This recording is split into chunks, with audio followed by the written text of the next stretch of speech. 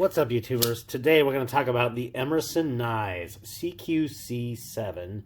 Specifically, this is one with the wave-shaped deployment feature.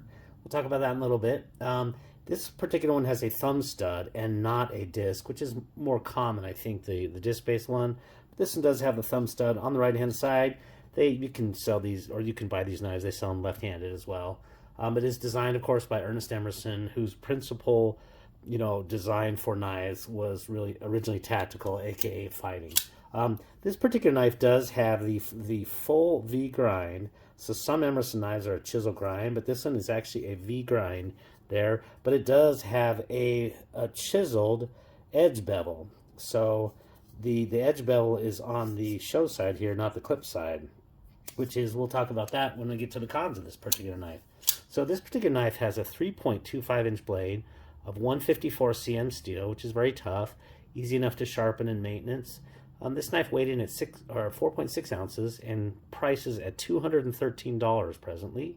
In terms of some kind of comparisons, I think for myself, kind of on the lower end, based on some of my use, the Hogue X03. This is also a knife made of 154 cm steel. So very similar steels. They're both kind of thick in terms of thick blade stock. They're very kind of fat at the end, not super thin blade grinds and that sort of thing. So that's kind of a harder use, if you will. And then I think also the Benchmade Mini Adamas. That one kind of reminded me. These are all pretty full in the hand blades. So for me, the Mini Adamas.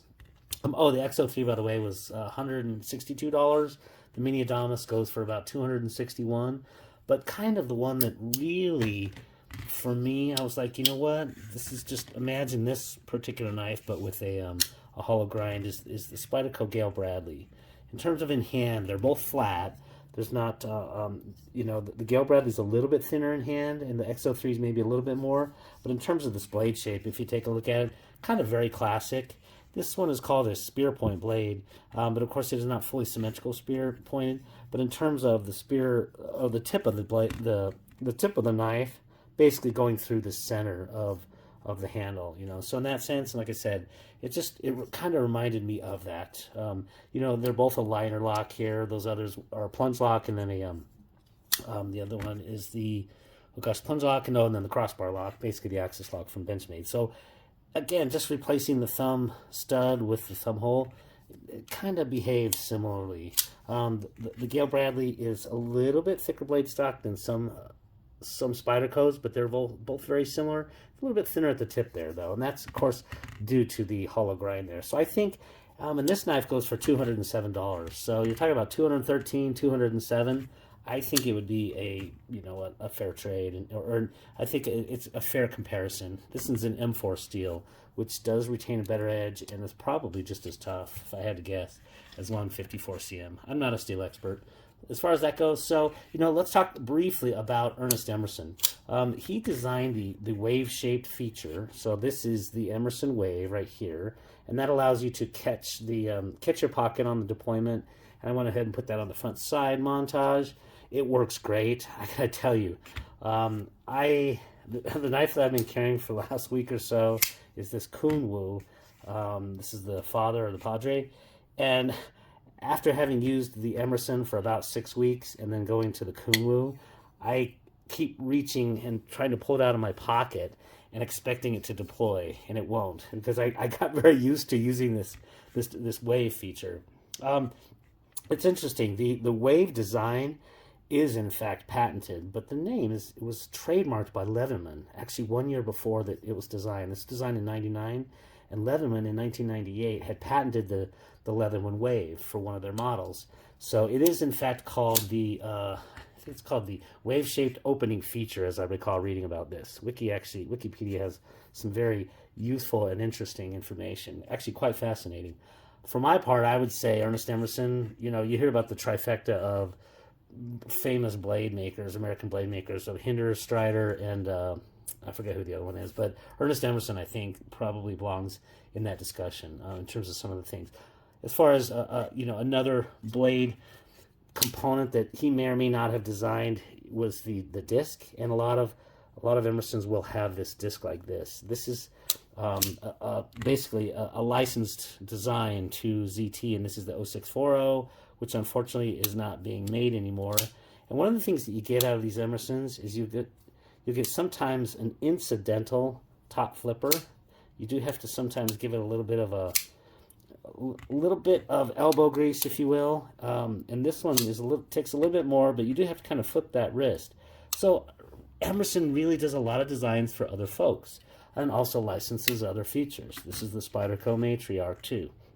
That wave feature is in fact a licensed and paid for wave, and this is obviously a knife that a very quick deployment makes sense to catch on your pocket and deploy very quickly. So haven't done a full carry on that knife and haven't done a review on that accordingly. So that one will come out. So really, you're talking about a great knife designer, does OEMs, that sort of thing. And really, I think that probably the most fascinating thing is that when there weren't knives available for his military use, he actually designed them himself. So he said, oh, I would really like something that does this. So the SRK, the SARK, the SARK, the search and rescue knife, he literally designed that based on his experience and saying, I need this, or the military needed that. So that's just, I think, pretty fascinating of a story. So let's jump into the pros of this particular knife. The G10 on this knife, you can see that very familiar, ironic, the wave pattern. But the G10, I thought, because it's so grippy in hand, I thought it was going to just tear up my pockets. But it was actually no worse than any Spyderco G10. So in that sense, the lateral movement on it is pretty comfortable. But when you kind of sink both hands into it, it's very strange. It has an amazing grip. So this G10 alone is just really, it's aggressive, but it doesn't destroy your pockets. And I thought it honestly was.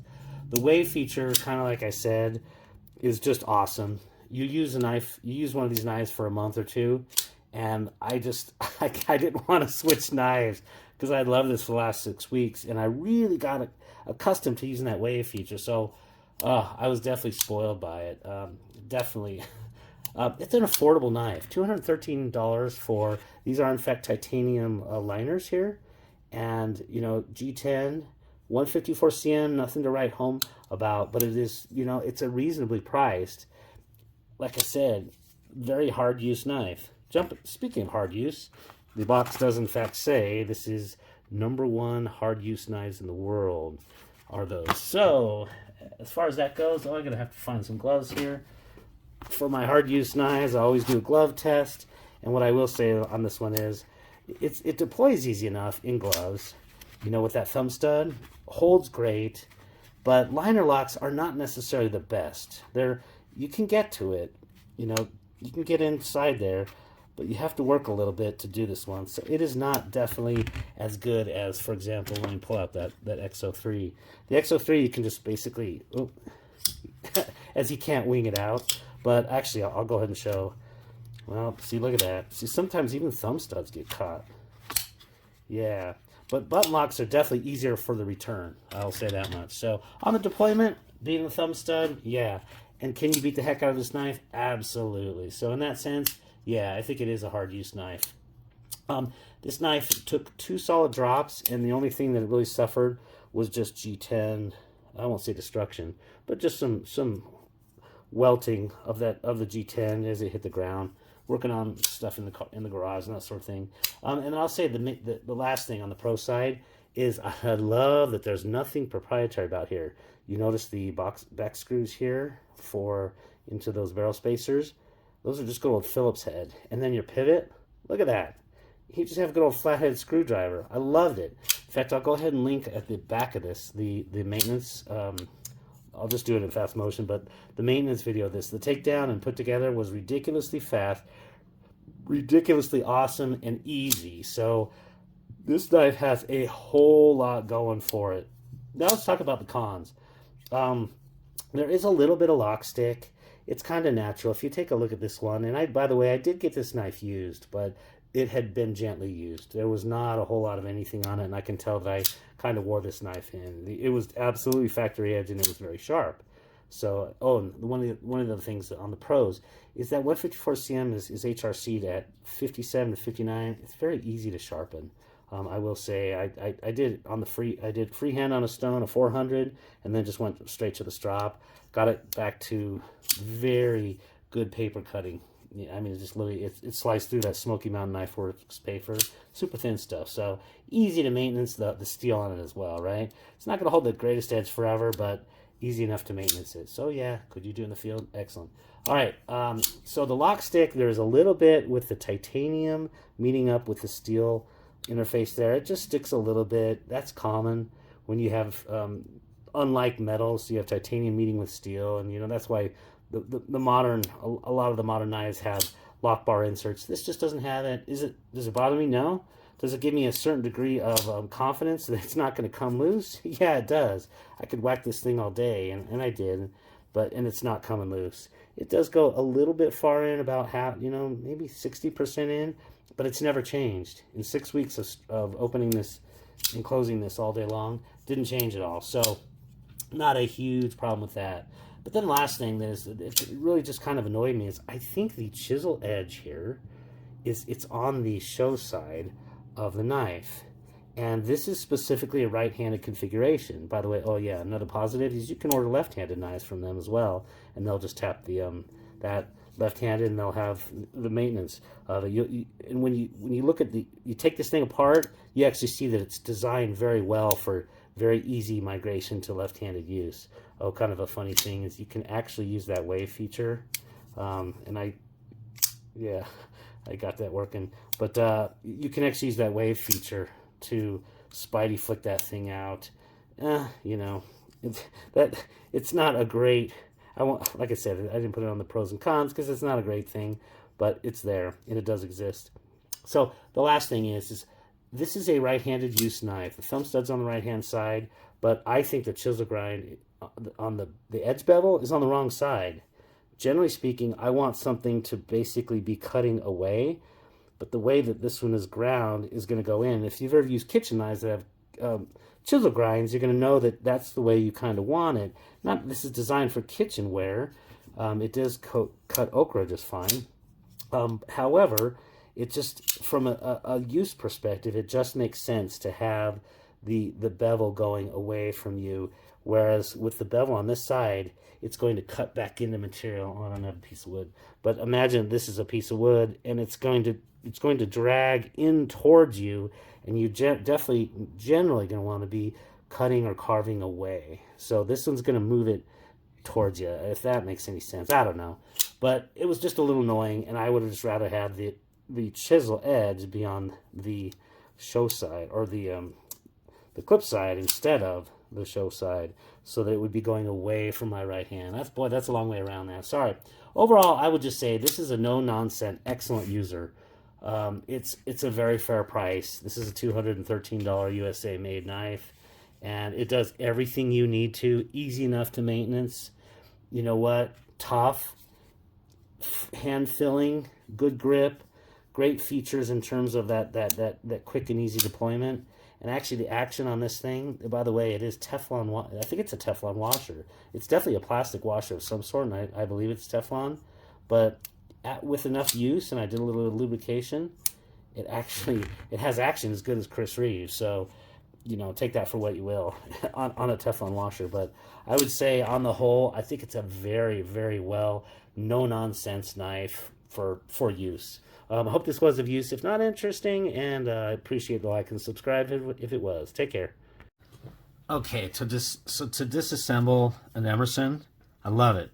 Everything is Phillips and flathead screwdrivers. So I have a flathead, I have a little Phillips. I've tested it out. It works on this one. This is from my iFixit kit, and I'm going to be oiling it up. Though I'm not sure if this is phosphor, bronze, or it looks to me to be actually Teflon washers. In the event that it's Teflon, I might do one drop on the inside next to the blade, but I'll leave the other side untouched. So I'll go into quiet mode and disassemble this sucker. I'm just going to do one side if at all possible.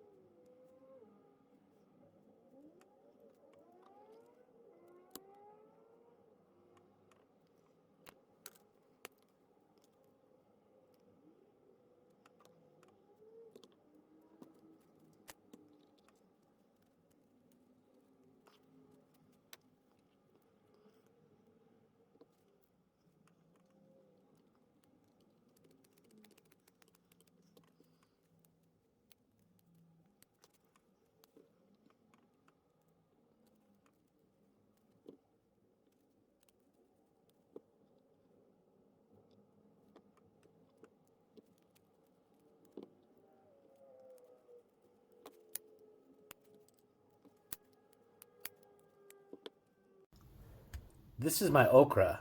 I named it Winfrey. Okra Winfrey. Let's see how the Emerson knives CQC-7 cuts. Yep, it cuts Okra Winfrey pretty good.